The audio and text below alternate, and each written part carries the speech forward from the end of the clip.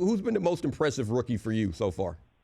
Well, I mean, if you look at the quarterbacks, Dak Prescott, what he did, on a national televised game there on the as big of a stage, I guess, you can have in the preseason with 91K at the Coliseum.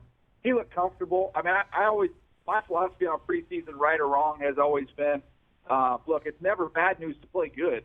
That's a good thing. There is a little bit more to be concerned about if things don't go well than there is to be excited about if things do go well. But I thought he did a nice job. I thought Derrick Henry running the ball the other day, kind of reminded me a little bit of going through the draft process with him. I knew he was going to take a lot of criticism because he's kind of got that unique high running style.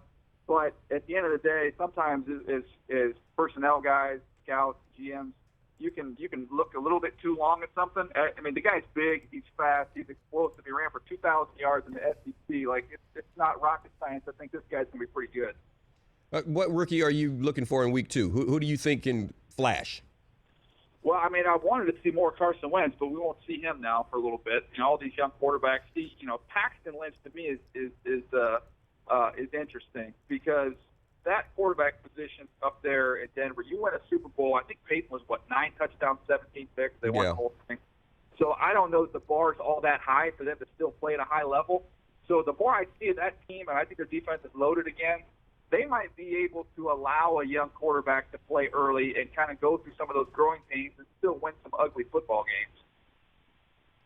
games. You mentioned young quarterback and whether or not the bar was high for him. I'm getting at Jared Goff. I saw his stat line, and Goff's stat line, he had 2 drops. He was 4 for 9, but 2 of those balls should have been caught, and he threw a nice ball down the middle. I didn't think his performance was all that bad. How did you feel about his performance?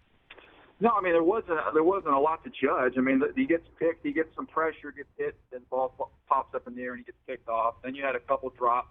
I thought it was like what you'd expect. I mean, there's a mistake early. I thought he showed some mental toughness to recover from that, threw the ball pretty well, and didn't get helped out. I mean, I thought the same thing from Carson Wentz. I thought he threw the ball pretty well, had 2 or 3 drops.